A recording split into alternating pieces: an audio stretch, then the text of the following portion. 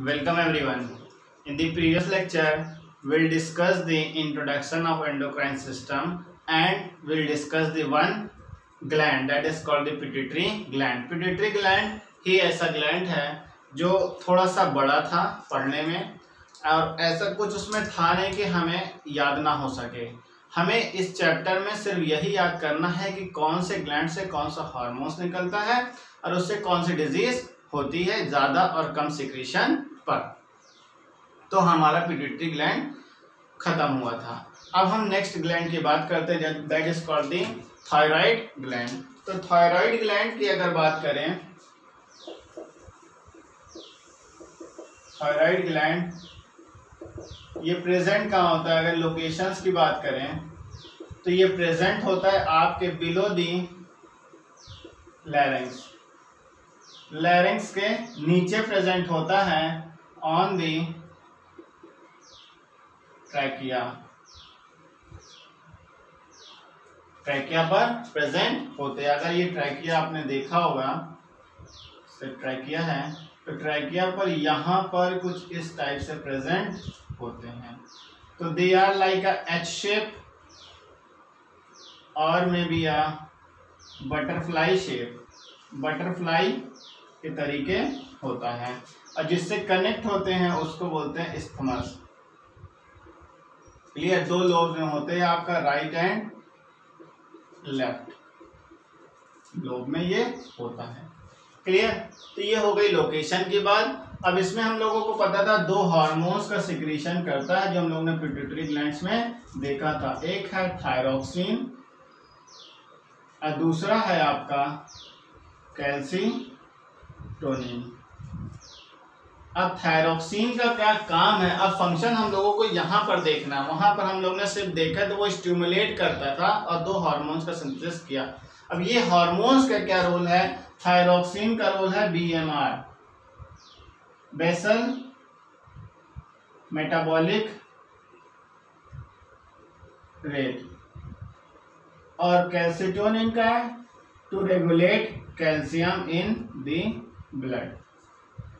Calcium को ये regulate करता है और ये बेसल मेटाबॉलिक रेट को रेगुलेट करता है। बेसल मेटाबॉलिक रेट में मतलब जो भी फूड आप खाते हो तो वो जब ब्रेक डाउन होता है तो कितना एनर्जी वो सिंथेसाइज करता है या बनता है और बिगड़ता है, उसको मेटाबॉलिक कहते हैं।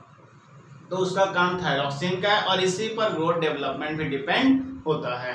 एनर्जी जब आपको मिलेगी तभी ग्रोथ होगा, बॉडी में डिसॉल्व होगा टिश्यू में। और यहाँ पे जब एक्सेस कैल्शियम लेवल हो जाता है ब्लड में तो उसको वो बाहर निकालेगा या रेगुलेट करेगा या चेंज करेगा, तो वो कैल्सीटोनिन का काम होता है। क्लियर? अब इसके कम और ज़्यादा होने से कौन सी डिजीज होती है उसको हम देखते हैं। Let's discuss. तो इसके कम और ज़्यादा होने से पहले थायरॉक्सिन को देखते हैं। Thyroxine hormone. तो थायरॉक्सिन पहले चाइल्ड में या चिल्ड्रन की बात करें, हाइपो के बाद या हाइपर। हाइपो अगर हुआ तो यहाँ पर क्रिटिनिज्म और यहाँ पर हुआ तो एक्सोप्थेल्मिक।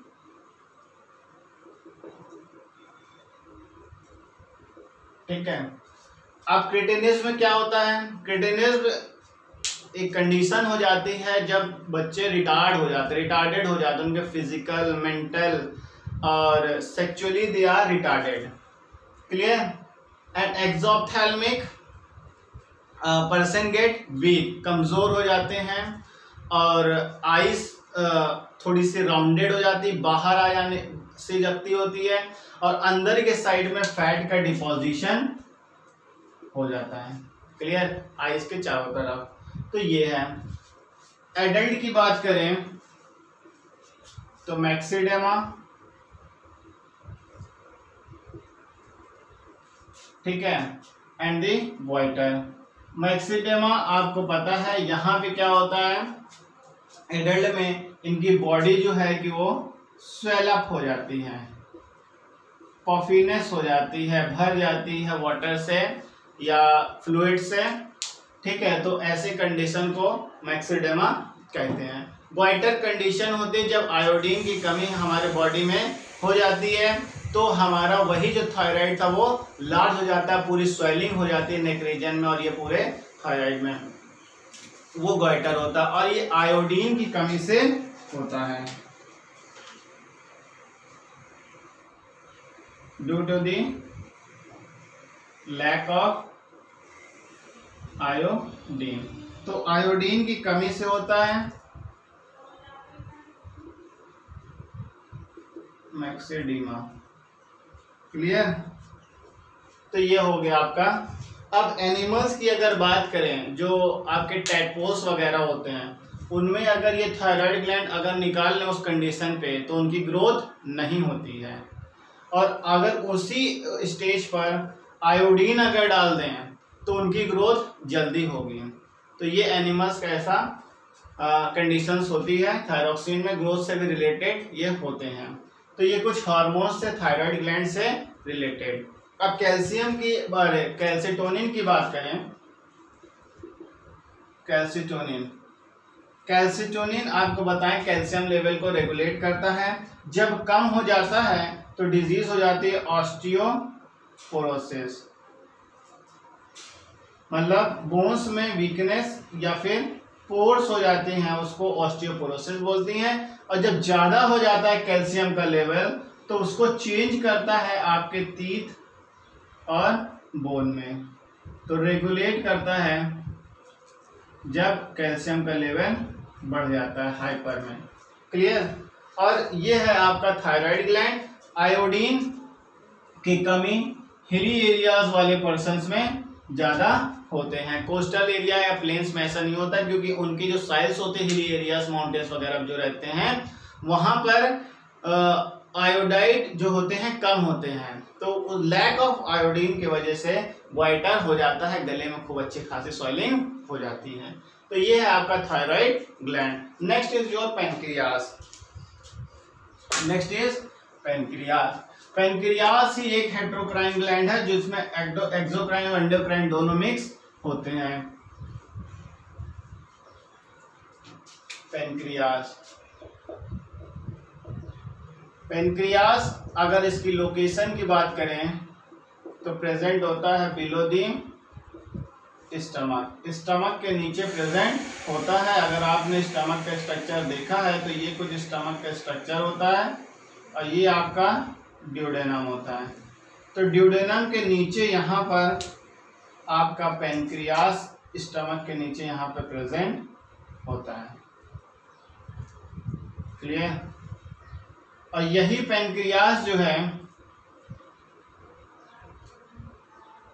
दो एंजाइम से एक दोनों रोल कर रहा है। एक डक्ट वाला जो कि पैनक्रियाटिक एंजाइम सीक्रेट्स करते हैं डाइजेशन के लिए, फॉर द डाइजेशन। तो ये हमें पढ़ना नहीं है, हमें पढ़ना है क्या? हार्मोन्स जो सीक्रेट्स करता है।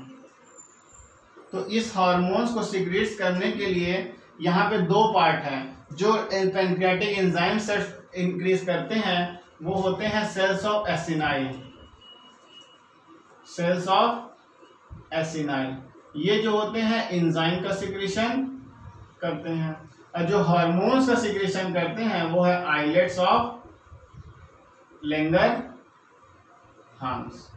आइलेट्स ऑफ लैंगरहांस जो है कि हार्मोन्स का सिक्रेशन करते हैं, और हार्मोन्स के सिक्रेशन जो करते हैं उसमें ये स्पेसिफिक सेल होते हैं जिससे ये बने हुए थे लैंगरहांस। वो होते हैं alpha cell, beta cell and the delta cell.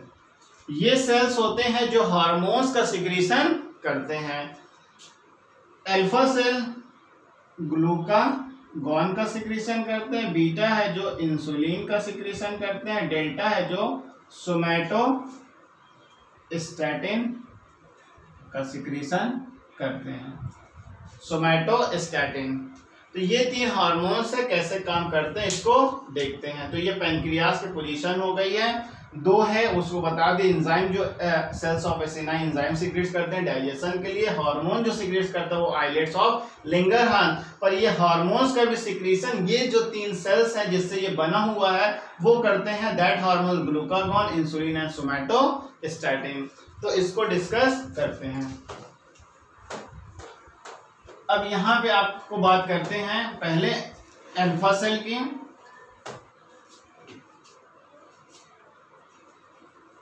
Alpha cell, first is alpha cell. ये जो हार्मोन्स है वो ग्लूकागॉन है। ग्लूकागॉन का काम क्या होता है, जब ब्लड का लेवल, जब ब्लड में ग्लूकोज का लेवल डिक्रीज कर जाता है, डिक्रीजेस, ग्लूकोज लेवल डिक्रीजेस, तो ये करता क्या है, ये लीवर में जो आपका ग्लाइकोजन प्रेजेंट होता है, glycogen is a store food present in human being में ये प्रेजेंट होता है। तो इस ग्लाइकोजन को ये ब्रेक करता है, किस फॉर्म में, ग्लूकोज के फॉर्म में। अब ग्लूकोज में जब फॉर्म करता है तो ग्लूकोज का लेवल आपका नॉर्मल हो जाता है। तो ग्लूकागॉन का फंक्शन क्या है, ये लीवर में जाके ग्लाइकोजन को ब्रेक करता है और ग्लूकोज में चेंज करता है जब ब्लड में ग्लूकोज का लेवल कम हो जाता है। ठीक है, तो that is the function of glucagon. और अगर ऐसा नहीं कर पाता है तो डिजीज हो जाती है, that disease is called the diabetes mellitus. Diabetes mellitus हो जाती है।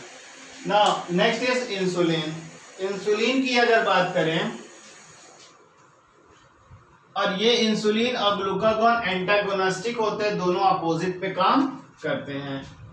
आपका बीटा सेल जो कि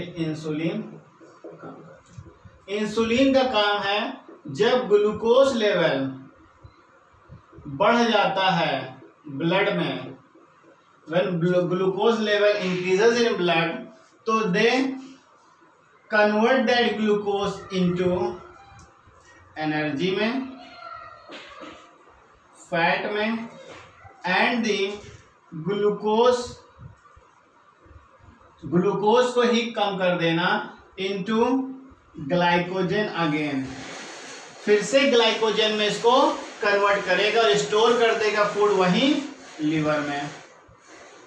क्लियर? और एनर्जी से वो जब कन्वर्ट करेगा तभी हमें एनर्जी मिलती है, फैट भी एनर्जी ही देता है, तो ये दोनों एनर्जी हो गया। और ये जब बढ़ता है तो इंसुलिन इसको कम करता है। और जब अगर ये ज्यादा कम हो गया और इंसुलिन बढ़ गया, इंसुलिन इंक्रीजेस, तो person go into a coma. Coma condition होती जब पर्सन अनकॉन्शियस हो जाता है, उसको होश नहीं रहता है। वो तब होता है जब इंसुलिन बढ़ जाता है। इंसुलिन के बढ़ने से आपका डिजीज होता है कोमा। क्लियर? और यहाँ पे डायबिटीज मेलाइटस, ग्लूकोज के लेवल का बढ़ना, हमने शायद बोल दिया गलती से, कम होने से इसका लेवल बढ़ जाता है, इंसुलिन कंट्रोल नहीं कर पाता है, तो डायबिटीज मेलाइटस हो जाता है। क्लियर? तो इसको चेक करिए, ये दोनों एंटागोनिस्टिक्स होते हैं और इन दोनों को जो रेगुलेट और कंट्रोल करता है that is called the somatostatin, जो आपका डेल्टा सेल सीक्रेट करता है। तो इन दोनों को रेगुलेशन का काम सोमैटोस्टैटिन का है। तो ये है आपका पैनक्रियास डिजीज। याद करना, डायबिटीज मेलाइटस क्या फंक्शनिंग हो रही है उसको देखना है। अब बात होती है एड्रिनल ग्लैंड की। एड्रिनल ग्लैंड प्रेजेंट कहाँ होता है वो देखना है, उसमें जो हार्मोन सीक्रेट्स होते हैं हमें वो देखना है।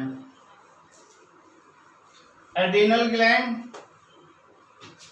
ये लास्ट ग्लैंड है जो आपके सिलेबस में है।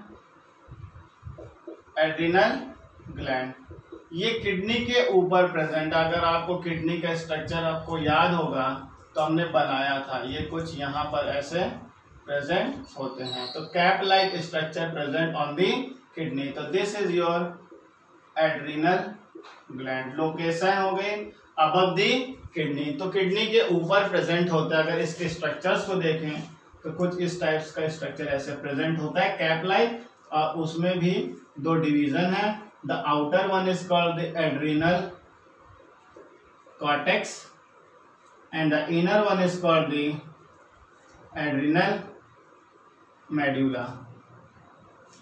अब ये एड्रीनल कॉर्टेक्स और मेडुला जो है कि हार्मोन्स का सिक्रीशन करते हैं। एड्रीनल ग्लैंड को 4S हार्मोन भी कहते हैं। 4S क्यों? क्योंकि ये शुगर मेटाबॉलिज्म और सोर्स ऑफ एनर्जी, ये आपका मेटाबॉलिज्म हो गया, source of energy, and third one is sex hormone, sex hormone and the salt retaining.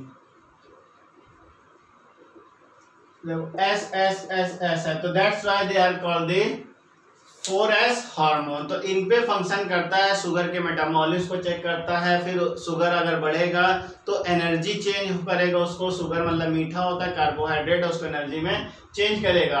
अब फिर सेक्स हार्मोन से भी रिलेशन इनका होता है, सॉल्ट रिटेनिंग से भी काम फंक्शन होता है। तो इसको रखिएगा अपने माइंड में। ना next is hormone secreted by adrenal cortex. Adrenal cortex से जो हार्मोन सिक्रेट्स करते हैं उसको देखा जाए। एड्रीनल कॉर्टेक्स, तो एड्रीनल कॉर्टेक्स से जो हार्मोन सिक्रेट करते हैं वो है आपका मिनरलोकॉर्टिकॉइड्स,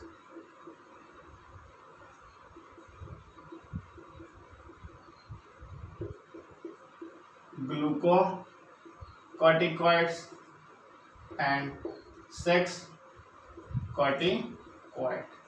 अब ये जो है कि हार्मोन्स हैं, ये किनका रेगुलेशन कर रहा है? मिनरल्स मतलब मिनरल्स का, सोडियम एंड पोटेशियम का। ग्लूकोकॉर्ड मतलब फैट, ग्लूकोज, प्रोटीन वगैरह यहाँ पे रेगुलेट होते हैं, इनका फंक्शनिंग होता है। Sex related to a male and female hormone, male और फीमेल के हार्मोन से रिलेटेड यहाँ पे भी रहता है। अब इसके ज्यादा सिक्रीशन होने से, कम सिक्रीशन होने से जो डिजीज होती है उसको हम देखते हैं। तो इसके ज्यादा सिक्रीशन होने से मतलब ब्लड में जो है कि ब्लड प्रेशर बढ़ जाना, शुगर का लेवल बढ़ जाना, उससे जो डिजीज हो जाती है that is called the cons disease. Hyper से जब बढ़ जाता है, हाइपर जब हो जाए तो मिनरलोकॉर्टिकॉइड से हो गया वो cons disease and causing disease. तो ये इससे हो गया सी है causing disease and cons disease. अब सेक्स कॉर्टिकॉइड रिलेशन, इसमें जब हार्मोन्स के चेंजेस होते हैं, ऐसा माना जाता है कि मेल में कुछ हार्मोन्स या कुछ कैरेक्टर्स ऐसे फीमेल के प्रेजेंट होते हैं और फीमेल में मेल का प्रेजेंट होना है। लेकिन जब ये हार्मोन्स थोड़ा डिस्टर्ब होता है तो कैरेक्टर्स फीमेल वाले मेल में और मेल वाले फीमेल में चले जाते हैं। जैसे मेल की अगर बात करें, अगर इसमें डिस्ट्रक्शन हुआ तो फीमेल्स के कैरेक्टर्स हो जाते हैं, कुछ वॉइस उसकी फीमेल की जैसी हो जाती है और कमज़ोर होता है, वॉइस उसकी जो है एकदम थिन हो जाती है, स्वीट्स हो जाती हैं। और फीमेल्स में क्या होता है, जब उनमें हार्मोन्स का डिस्ट्रक्शन होता है तो वहाँ पर चेंजेस हो जाते हैं। तो उनमें जो है कि हेयर की ग्रोथ ज़्यादा हो जाती है, उनके आपके ब्रीड वगैरह, मुस्टैचेस वगैरह और आर्म्स वगैरह में हेयर्स की प्रेजेंस हो जाती हैं, बॉडी भी मस्कुलर्स हो जाती हैं, वॉइस वगैरह थिक हो जाती हैं। तो ऐसे कुछ चेंजेस होते हैं, बाकी आप समझ रहे होंगे। तो ये जो है इस पे रोल प्ले करता है, तो हार्मोन्स के रोल पर। और इसके हाइपोसिक्रीशन से जो डिजीज होती है, हाइपोसिक्रीशन से, वो हमने आपको बताया था एडिशन डिजीज होती है। एडिशन डिजीज, और एडिशन डिजीज आपके में पर्सन वीक हो जाता है और ब्लड प्रेशर कम हो जाता है, ब्लड का ग्लूकोज लेवल भी कम हो जाएगा। तो ये सब जो होती है वो एडिसन डिजीज, और ये थॉमस एल्वा एडिसन में हुआ था जो हम लोग ने स्टार्टिंग में देखा था।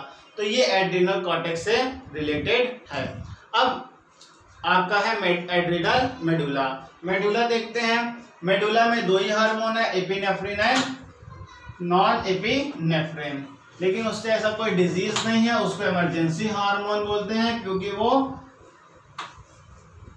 एट अ सर्टेन प्लेस पर वो सिक्रीट करता है। एड्रिनल मेडुला ये दो है, एपी